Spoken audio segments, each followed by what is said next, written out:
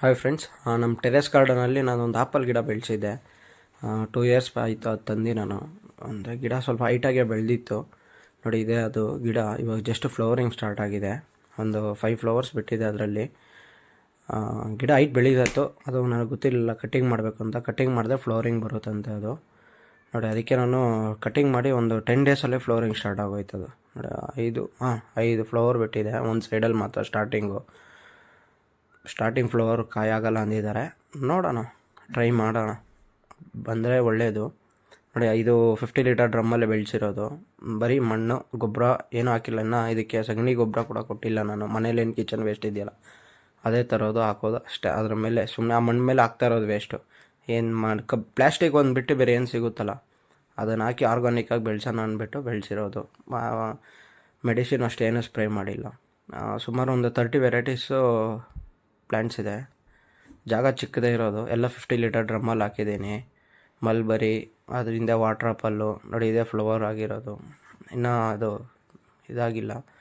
ಇದು ದಾಳಿಂಬ್ರೆ ಬೆಳೆದಿದೆ. ಲಾಸ್ಟ್ ಟೈಮ್ ಕಿತ್ಕೊಂಡಿದ್ವಿ. ಇವಾಗ ಒಂದು 3-4 ಇದೆ. ಮೊನ್ನೆ ಒಂದು 4 ಕಿತ್ಕೊಂಡ್ರೆ ಇವಾಗ ಒಂದು 3 ಇದೆ ಅಷ್ಟೇ. ಇದು ದಾಳಿಂಬ್ರೆದು. ಇದು ಫಿಶ್ ಟ್ಯಾಂಕ್ ಇದೆ ಒಳಗಡೆ. ಇದರಲ್ಲಿ ಒಂದು 15-20 ಫಿಶ್ ಮೇಲಿದೆ. ಆದರೆ ಕ್ಲೀನ್ ಮಾಡಿಲ್ಲ. ಅದು ಮಾಡಬೇಕಾದ್ರೆ ಒಳಗಡೆ ಮರಿ ಹಾಕ್ಕೊಂಡಿದ್ದಾವೆ, ಅದೇ ಫಿಶಸಲ್ಲ. ಇದು ನೋಡಿ, ಇದು ಸ್ಟಾರ್ ಫ್ರೂಟ್. ಇದು ಲಾಸ್ಟ್ ಟೈಮ್ ಒಂದು 4-5 kg ಮೇಲೆ ಬಿಟ್ಟಿತ್ತು. ಸಿಕ್ಕಾಪಟ್ಟೆ ಸ್ವೀಟ್ ಇದೆ. ಇದು ನೋಡಿ ಎಷ್ಟು ಫ್ಲವರಿಂಗ್ ಬಂದಿದೆ. ಇದು ಬರ್ತಾ ಇರುತ್ತೆ, ಕಾಯಿ ಆಗ್ತಾ ಇರುತ್ತೆ. ಅದು ಹಂಗೆ ಬರ್ತಾನೆ. ಈ ಕಡೆ ಕಾಯಿ ಕಿತ್ಕೊಂಡ್ರೆ ಅದು ಆ ಕಡೆ ಫ್ಲವರಿಂಗ್ ಸ್ಟಾರ್ಟ್ ಆಗ್ತಾನೆ ಇರುತ್ತೆ. ಹಂಗೆ ಆ ಥರ ಗಿಡ. ಇದು ಗಿಡ ಮಾತ್ರ ತುಂಬ ಚೆನ್ನಾಗಿದೆ.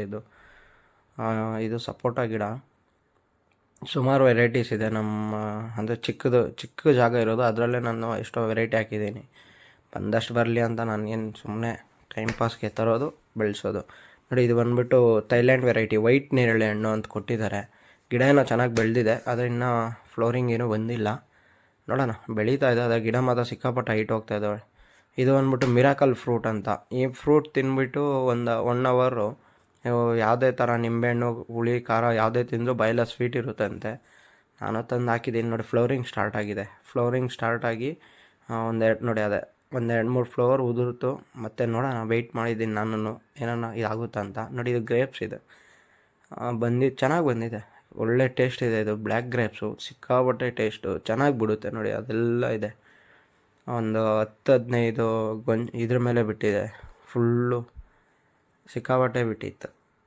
ಪಕ್ಷಿಗಳು ಸ್ವಲ್ಪ ತಿಂದು ಖಾಲಿ ಮಾಡುತ್ತೆ. ಲಾಸ್ಟಲ್ಲಿ ಏನು ಉಳಿಯುತ್ತೋ ಅದನ್ನು ಎತ್ಕೊಳೋದು ನಾವು ಅಷ್ಟೇ.